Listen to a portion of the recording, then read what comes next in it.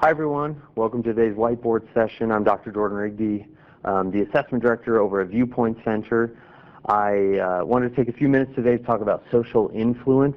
Now, social psychologists, they have been curious about what makes us either conform or rebel to a group. One of the things that kind of got this ball rolling was an experiment done in the 50s by Solomon Asch.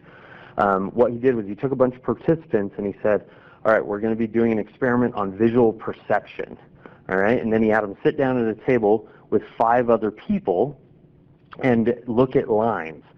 There was the standard line, and then there were comparison lines of different lengths. And what he wanted them to do was tell him which comparison line matched the standard line. But here's the thing.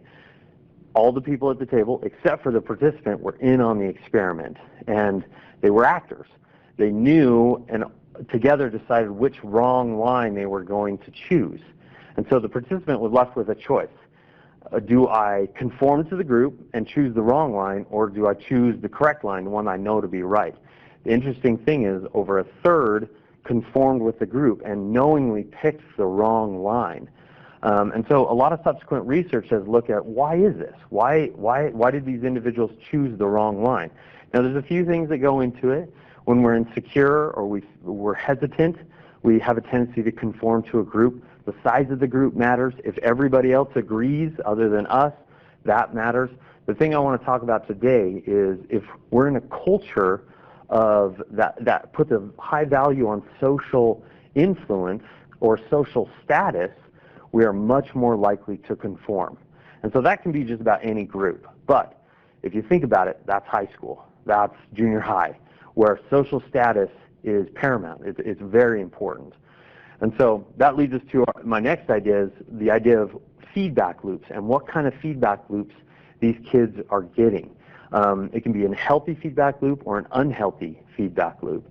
I got this idea from like professional athletes that are given near constant feedback loops. Videos, coaches, other players, they all want to give feedback to the athlete so that they can master their craft or they can be better at their skill. The thing that's interesting is that feedback loop has to match your skill level. And so a Little League baseball coach wouldn't be as helpful with a Major League Baseball player. Their feedback would be different. And so in adolescence, they receive similar feedback loops. Social media, parents, peers, it's all feedback. And so the question becomes, what kind of feedback are these kids getting? Is it healthy or is it unhealthy? And then similar to the athlete, that their feedback loop has to match their abilities level, an adolescent that's really struggling in life, their feedback loop has to match their dysregulation. If they're really struggling in certain areas, that feedback loop has to be sophisticated enough so that it can really offer support and make lasting change.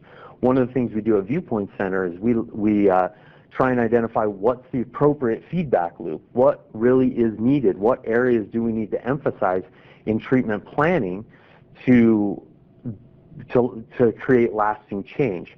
Now there's a lot of professionals, there's a lot of individuals that can help decide what level of care might be needed, what type of care might be needed.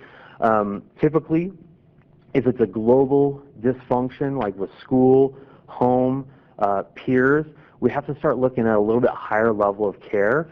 At times that may call for more of a residential level of setting. And at ViewPoint Center, I like to think that we help out with guiding treatment to really hone in on what type of feedback loop may be beneficial. So if you have any other questions, please reach out to ViewPoint Center. Thanks for stopping by.